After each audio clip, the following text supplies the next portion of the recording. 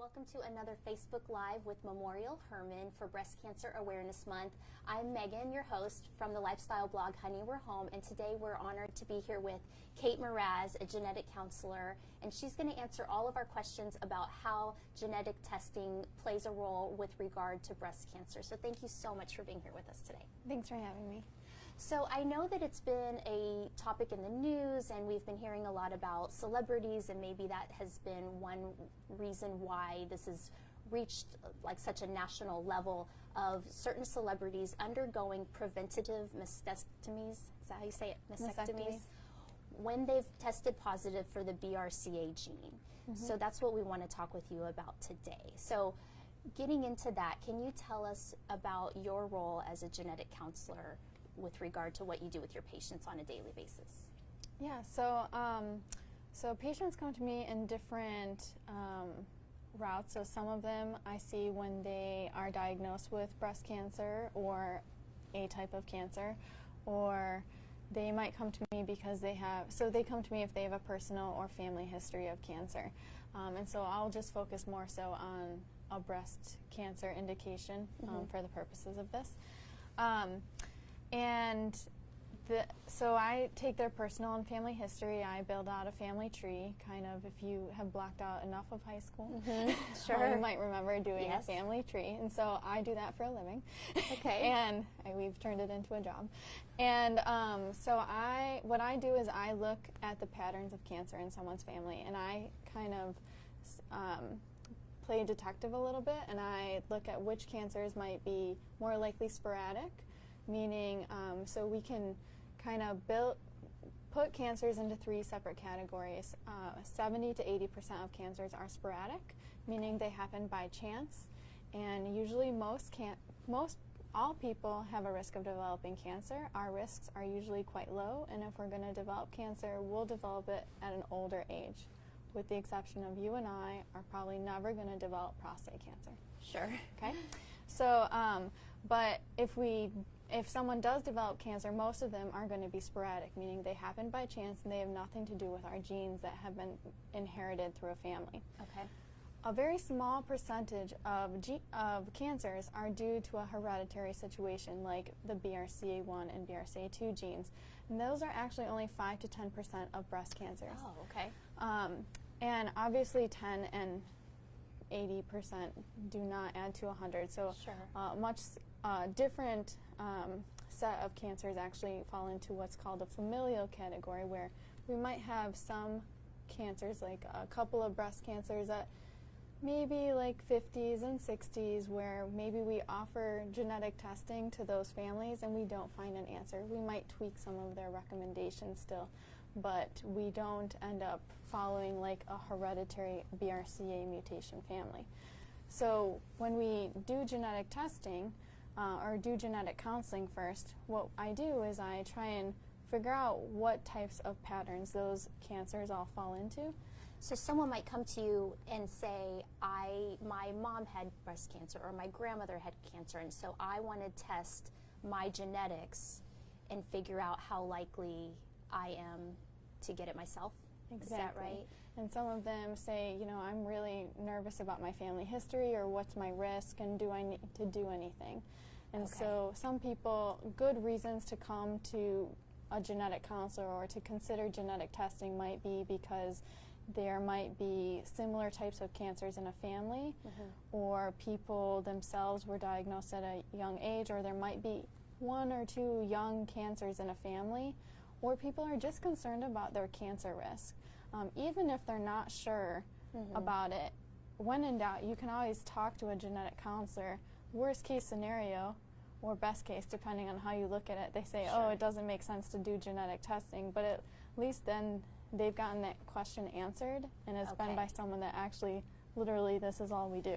So let's break it down. So if someone was concerned about their risk of breast cancer specifically, would you recommend a blood test to test for the BRCA, the positive reading? Is that how it works? So what we do is we give them the option if they meet criteria. So we have genetic testing criteria that people have to meet in order for us to offer genetic testing. If someone doesn't meet criteria, they can still technically choose to do genetic testing, but then it comes into what their insurance will cover. And we're very clear and upfront about the genetic testing coverage ahead of time for patients, so they know what their options are and what their coverage is. But I mention option a lot because genetic testing is a choice for patients. Sure. So part of the genetic counseling process is telling patients, okay, well, this is what could be happening, and we talk basically about a bunch of hypothetical situations so that if something were to come up, what would change for someone? Because, for example, if we talk about BRCA genes as being a possibility for a reason for why a family history looks the way that it does, if someone has a family history of early onset breast cancer, the BRCA genes, if they don't work correctly, they can increase risk for not only breast cancer, but also some other cancers as well, such as ovarian cancer, prostate cancer, male breast cancer, pancreatic cancer, and melanoma. So if someone is sitting in front of me and they've only had breast cancer in their family, they're not thinking about those other types of cancer. So we want them to know ahead of time that if they got testing and if it found a mutation, then their follow-up appointment would be talking about some other changes to their management, because if they're not ready to know that information, maybe testing might not be the best thing for them to do at that time, or they want to be ready for that information should that come up. So it's an informed decision making, and that's the purpose of genetic counseling, so they know that information. And then if they choose to do genetic testing, then one of the tests that I would recommend as an option would be actually not just BRCA, but there's actually at least 17 genes now that we know of that are associated with hereditary breast cancer. So in a lot of patients, so I've been counseling since 2009. So would this be to test for the BRCA gene or any other gene abnormalities? Would it be one single blood test? It is now. So we have what we call panels, and there's been a lot of updates in genetic testing, which I think is a really important thing that a lot of patients don't know. That if they got genetic testing back in 2010 for BRCA1 and 2 and they had family history or personal history and they tested negative, well, then they think that all their testing was done and it was negative, it didn't find anything. But it's very important to check back with their healthcare professionals and see about any updated testing. In 2013, there was a big update in genetic testing, and now we can see those patients about updated testing and see if maybe the BRCA genes weren't involved in their cancer history, but maybe there's another gene that could have contributed to their breast cancer risk. Okay. So how accurate is the test to confirm a genetic predisposition to breast cancer? So it's kind of a tricky question. So for BRCA testing, for example, there is over a 99% accuracy for those genes. Because so meaning if it shows a something abnormal with that gene, are you saying that that means that's 99% correct? So the test I'm not concerned about the results that I end up getting back. So they have a high sensitivity and high specificity. The labs that we go through are CLIA-approved labs, and they have a 0% false positive. Okay, that's what I think people are probably concerned about, right? They're concerned about. And their false negatives are significantly low, and those are the things that people are concerned about. And they are also peer-reviewed in terms of their sample population. So, which is not necessarily something that people all the time ask about, but there are. So something as a genetic professional, when we select labs and tests that we even go through before we even pick what we would offer to our patients. So I don't sit in front of a patient and say, well, which lab would you like me to go through or for you? Because I'm not going to put that onto my patients because they don't know the answer to that necessarily. So, but the labs that genetic professionals typically go through for genetic testing, nowadays they use a very similar technology called next generation sequencing, and those pick up when we do genetic testing. So our genes, our bodies are made up of millions and millions of cells, and if you broke open a cell, you'd see our genes, and those are basically sentences. They're instructions that tell our bodies how to grow and function. BRCA1 and 2, we all have those genes, and they are instructions that play a role in DNA repair. So we want them to be working and functioning properly. And I think that's the one that most people hear about the most with regard to breast cancer is BRCA1 and BRCA2. What's the difference? Are they just two different types of genes? Just two different genes. Okay. But they have very similar cancer risks, and we see them playing a role in. They are in a similar pathway, so that we know that they are involved in a similar cancer risk spectrum.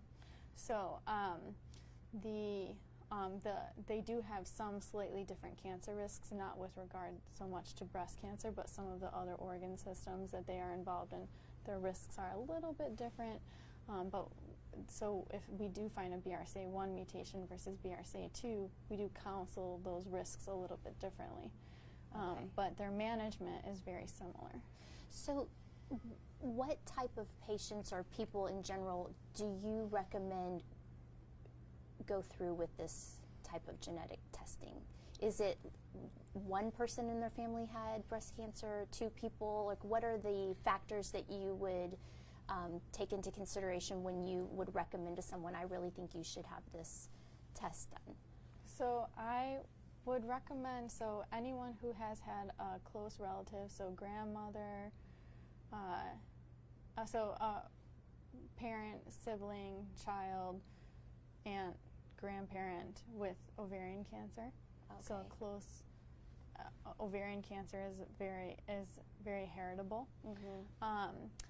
And then breast cancer-wise, we have a lot of different criteria in order to meet it. So automatically, anyone who has one of those type of close relatives like that, what was diagnosed at 45 or under, could meet with a genetic counselor, or 50 or under, or if they have multiple relatives so that have had breast cancer, and the ages we wouldn't as much. So once you start to grow in numbers in terms of breast cancer, or you start to have people on multiple different sides of your family, or a combination of those, or we're starting to actually now I just got back from a meeting that we were talking about how genetic testing for pancreatic cancer, which is also involved with the BRCA genes, how we would actually offer genetic testing automatically to patients with pancreatic cancer because it's more heritable than we thought that it was before. So while this is still focused on breast cancer, mm-hmm. other organ systems also make sense too. Is this a test that someone, I understand you were talking about you're testing BRCA, but maybe if you didn't look at the other types of genes, you should get a second test. But once mm-hmm. you've been tested for BRCA1 and 2, do you need another test for that in the future, or is it kind of like one and done, so to speak? That's a good question. It depends on the year that someone got it done, and it depends their testing approach. So back in the day, uh-huh. which also still includes the years that I have been a counselor. So sure. When I was in school, and everyone is still taught this, so approximately 1 in 400 individuals carries a mutation in the BRCA1 and 2 genes. That is our current up-to-date numbers. And so, but individuals who are of Ashkenazi Jewish ancestry, 1 in 40 individuals carries a mutation, because there are certain mutations that are more common to that patient population. So when we only offered BRCA testing before we learned about all of these other genes, the testing approach was that we would test for 3 common mutations if you were of Ashkenazi Jewish ancestry, because it was more likely to be one of those 3. And then if we didn't find a mutation, then we would offer those patients testing of the full BRCA1 and 2 genes. And then, so it would kind of depend on some factors of that. Okay. It also, if you look at all of those, of every patient in the years that testing was offered, so at some point, BRCA genes have also gone through updates of testing technology. So if you think of our genes like sentences, before our current technology, which is next generation sequencing, which checks your genes kind of for sentence alterations, like a spell check, but also checks for large deletions and duplications. It checks for both of those in one big test. We used to do sequencing, which is a spell check, and then another test to check for deletions and duplications. That was the old technology. That's how we tested for gene alterations. What we used to do is we had a sequence test for BRCA1 and 2, and then gradually, as years went, we eventually checked for those deletions and duplications. BRCA so what year is has that, gone through updates. So I believe that I looked into this, and because one of the labs had a patent on the gene, so they were the initial lab that did the updates on it, and I believe that it was 2008 or 2009 that they initially had added in the full rearrangement analysis. So if it was before 2008, 2009, they probably did not have the full rearrangement analysis. But also, I've lived in different states, and it kind of might also depend on different aspects. It might depend on what that patient might have been able to get covered through their insurance. So if their insurance might have only covered for sequencing, which is a spell check, they might not have gotten that full rearrangement analysis. Sure. So I've looked at patients that have gotten testing in 2010, and they didn't have full rearrangement analysis. So I still always request to see what patients had done before I do anything else, because it's helpful to know how comprehensively their BRCA genes were tested. So I can tell them, okay, well, it's possible that maybe these haven't been fully looked at as of yet, and no matter what, the update to testing will probably still be including the BRCA genes, but if it will end up finding something different than what they previously thought, it's good to let a patient know that they might be checking part of the BRCA genes that hasn't been looked at yet. It's good to give a patient a heads up about it. So if I'm a patient and I had gone and had this genetic testing done, and I came back with my results being positive for BRCA1 or 2 or one of the other mutations, what does that mean as far as my likelihood of developing breast cancer in my lifetime? Is that something, I don't know how hard or difficult that is to answer. So for BRCA1 and 2, the risks are very similar. The risks are about 50 to 87% is a lifetime risk. That you will develop breast cancer. Of developing breast cancer. So, but it's a lifetime risk. And so that is if someone does absolutely nothing. But we also know that there's a second brand new risk of developing breast cancer as well, of about 40 to 65%. And what is that? It's not just developing a risk of a primary breast cancer, but also developing a second brand new breast cancer. So mean a recurrence? Not a recurrence. Okay, so can you that's explain also that? very important to know the difference. So if I'm talking to someone, a recurrence is based on someone's actual pathology. So it's based on the size of their mass, their pathology, their markers and everything. That conversation is always, if someone has had breast cancer, that's a conversation with their oncologist. Okay, that risk is based on their pathology. That has nothing to do with a conversation with a genetic counselor. Okay, so what does that mean, a secondary? A second brand new breast cancer, people could just develop a second brand new breast cancer that isn't related to their initial one. Okay. So with a BRCA mutation, there is a significant increased risk compared to someone that didn't have a BRCA mutation. So because we know that there's not just an increased risk for one breast cancer, there's also an increased risk for developing a second brand new breast cancer. That's why we know, because of those two aspects, that's why there are changes of management for those patients. So options include increased screening, mammograms alternating with breast MRIs. Typically those start at age 25. So say you get your mammograms in January, you add in breast MRIs, which are a more sensitive screening. Mammograms are still very good, but we add in breast MRIs 6 months later. So you get an MRI where screening. You're still going through the tube and doing the MRI of the breast? I explained to patients that you're like laying like Superman. Oh, I see. breasts are like udders. Mm-hmm. So, like, think of like a cow. Sure. And and then but you're getting biannual screening that way. But screening is increased screening, so it's looking more, but it's not risk reduction. So there's so I actually did my master's thesis on looking at patients that chose increased screening versus mastectomy in a high-risk patient population. Okay. Lots of women decide one versus the other, and I had 400. I looked at it while I was prepping for this, but there were 487 women that participated in my thesis, and they were all high-risk women. And I also looked at how media influenced it, which was nice because it was actually right before Angelina Jolie found out about everything. So, but every time that something happens in the media, it's nice for various reasons. So one thing is that it's not just that someone has gone through it, it's that, well, breast cancer is very common, and women, it's not just October that's Breast Cancer Awareness Month, it's that women share their experiences. Yes. So the other aspects that are for high-risk management for BRCA mutation carriers are risk reduction focused. They are medications like chemoprevention, which is a medication that blocks estrogen, and you can take it for 5 years, and it reduces the risk by 50%. So there's things you can do aside for certain patients, and there's options outside of mastectomy. Right. You're saying. There are. And so some patients, they will take that medication, but they have to take it for 5 years. We don't offer it until 35 typically.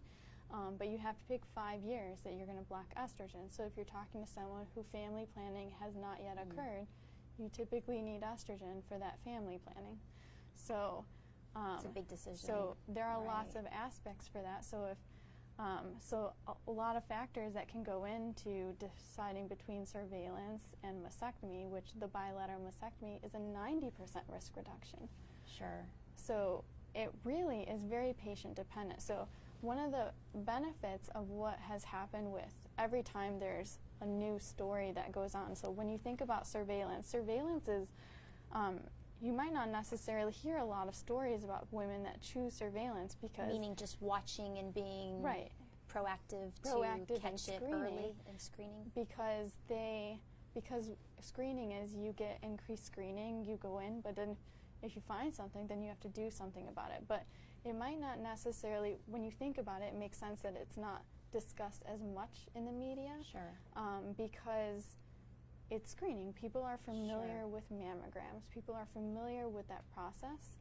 But if someone is considering a bilateral mastectomy, which might also include an option of reconstruction depending on if that patient is interested in that, your healthcare professionals are very helpful with that process. But if you are choosing to do that, another avenue that you might be interested in doing is asking some of those more intimate questions to people who have also done that. Sure. So it does get publicized a lot more. People talk about it in message boards. It makes sense that that gets talked about a lot more. And when breast cancer has luckily been very advertised, it's not just October. It's we have events throughout the year, which is really helpful because 1 in 8 women develop breast cancer. It's very common. And what age would you recommend someone have this genetic testing if they do have this family history? So, like how young, I'm curious. So I have a tricky answer to that. Technically, you can offer BRCA testing and genetic testing for cancer-related risk as long as it doesn't involve childhood management, which BRCA does not. What does that mean, childhood management? So as long as you wouldn't do any of the screening recommendations in childhood, which BRCA is not one of those genes, genetic testing can occur at age 18. 18 is the youngest. Is the youngest age that it would be recommended because we want individuals to make the decision for themselves. Their parents should not be consenting for them and making their decision for them, because if they choose it, they don't want to learn about that risk. Some people know that there's a BRCA mutation in their family and they don't want to know. They want to not know about that, and that's fine. It's an option to So learn as a about mom, that. I can't bring my 10-year-old in you or cannot, something like that for the because genetic testing. that could lead to increased anxiety. And what if you test your kid for BRCA mutation, they learn about an increased risk, but then they can't do anything about it. Yes. So while testing can be done at age 18, I encourage patients to also consider when screening would start. So screening for BRCA genes typically starts at age 25. There are some rare exceptions. If there's a really young onset of cancer in the family, there are some exceptions of some testing ages, or screening ages rather. But unless family planning is really going to happen between age 18 and 25, consider people's maturity levels. Sure. Where you are at 18 typically versus where you are at 25. Another thing to consider is that GINA is the Genetic Information on Discrimination Act that was passed in 2008. It addresses that you cannot be discriminated against based on your genetic information by your general insurance company and by your employer, but it doesn't address long-term care, disability, or life insurance. So those aspects are important, and they might mean something a little bit different to an 18-year-old versus someone that is just going to start their screening at 25. And the screening is different than the testing? The screening is the management that would change if someone actually tests positive. Okay. The testing is a blood test, but once we do a blood test and we know someone's results. Then it's screening after that. Then we presume someone is going to act on those results. It's very rare someone does testing and then they do nothing with the results. So then that's when they get into the different options that are available to them. So with a BRCA mutation, well, there are all those breast management options, and something that to keep in mind, because once Angelina Jolie's story, which did create a lot of waves in the genetics community, something that was very important, because patients did come in and say, oh, well, that was the gene that Angelina Jolie chose to get a bilateral mastectomy. It's very important for healthcare professionals to remember that they don't have Angelina Jolie sitting in front of them. Sure. And that patients remember that we make sure that the patients are choosing the decision that's best for them. A bilateral mastectomy might be the best decision for them, or increased surveillance might be the best decision for them. But at the end of the day, the patient is the one that lives with the decision that they choose. So listening to them. So my job is actually to be non-directional, and which means that I do not really make as much of a clear recommendation for, yes, you should do this, or you should do this, but it's to listen to them and help them make sure that they have an educated decision. And help them make their own decision, informed decision. Yeah, so I reflect back to them.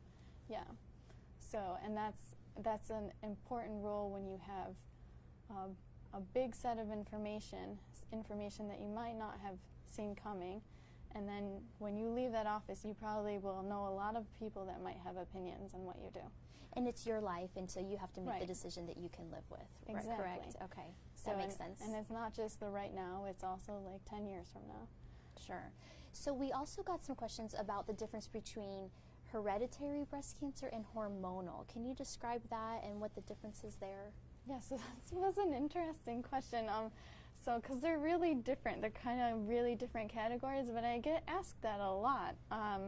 So a hormonal, they're really different categories. So breast cancer, the hormonal breast cancer, so if you think of like if this is a tumor, sometimes they have little receptors. Think of them like little hands.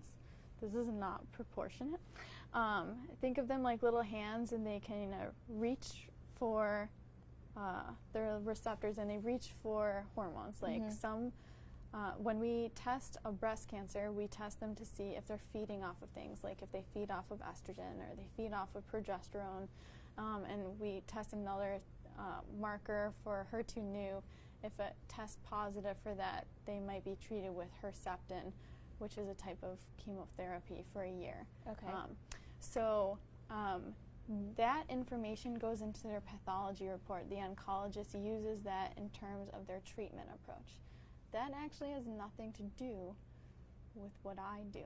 Sure. Okay.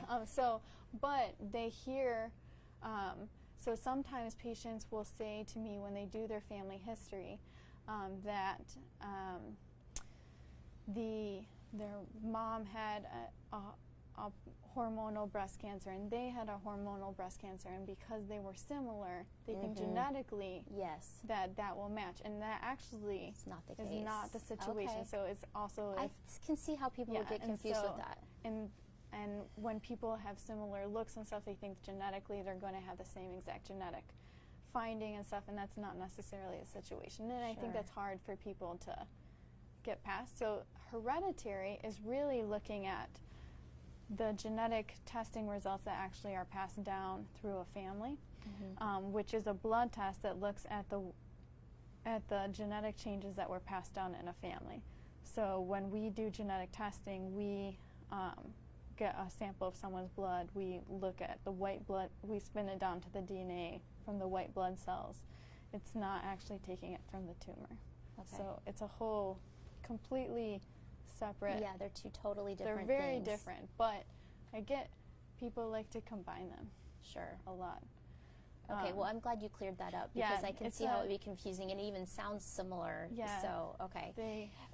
It's very common.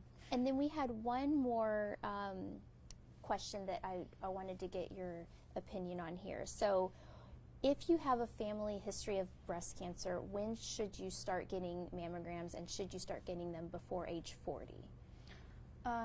So it depends on the family history. So if someone does have a family history, I would just make sure that someone actually makes sure that they do see a genetic counselor. I would encourage them to see a genetic counselor to just make sure that if genetic testing makes sense for them, that And they they can have the ask option their to pursue doctor it. for a referral for a genetic counselor? And so at our clinic, actually, we don't require a referral from a physician.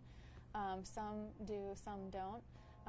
So people actually just look me up and they call me for an appointment.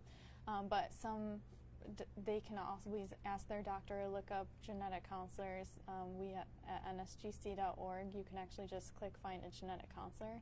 GSNC.org? NSGC, so National Society of Genetic Counselors. NSGC.org if you need a genetic counselor. And they can click the really well-rested picture of a lady. Okay. That's supposed to be a genetic counselor. Okay. And they can just click to find a genetic counselor that's close to them. Okay. So if they pursue genetic testing and it doesn't find anything, so in our clinic what we do is we actually follow high-risk families as well. So if they test negative and we can't find a genetic mutation, so like for BRCA, it might not just it will lead to increased breast screening, but it would also lead to a change of risk for their ovarian cancer risk and a recommendation with regard to that. For females, it would also lead to a recommendation with regards to their pancreas, as well as a melanoma recommendation too. But for a family that tests negative, we would take into consideration the ages of breast cancer in their family, and we actually run models on those patients to see if we can tweak their recommendations. So we see if maybe they would qualify for increased screening, like breast MRI to alternate with mammograms, and maybe adjust the ages that we would start that at. And sometimes we can see if they would qualify for that medication to reduce their risk by 50% as well. Sometimes genetic testing clarifies if maybe we just need to focus on the family history at hand and not worry about other areas. And then I also encourage patients to just touch base in 5 years, because maybe it's just a limitation of our genetic testing. Sure, and as science improves and technology improves. Genetics always changes, so it's always important to touch back in 5 years and just see about those updates. Well, Kate, this has been really fascinating. I really appreciate you being here with us, because I feel like it's really opened our eyes, and for especially what you were saying about moms with children under age. I mean, maybe in some ways, because they cannot get the genetic testing until they're 18 anyways, maybe you just have to kind of wait until that's an option. But thank you so much for shedding light on this topic for us, and we will see you back here at the same time next week at Memorial Hermann for Breast Cancer Awareness Month. Thank you.